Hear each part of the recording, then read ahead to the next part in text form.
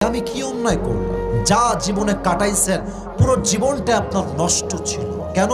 আপনি যুবক, আপনি বিড়ি খেয়েছেন, আপনি যুবক, আজান হয়েছে, আজকে আজান হওয়ার পরেও হাজার হাজার যুবক রাস্তার মোড়ে মোড়ে পাবজি এবং ফ্রি ফায়ার খেলে বেড়ায়।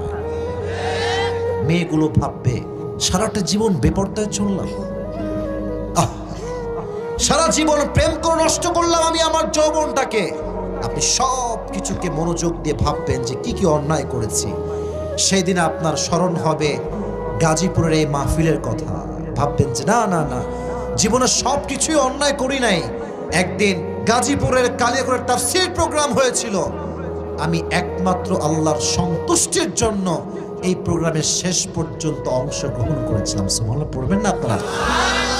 আজকের এই ভালো আমলটা আপনাকে একটা প্রশান্তির ছোঁয়া দিবে। হাদিস এরকম।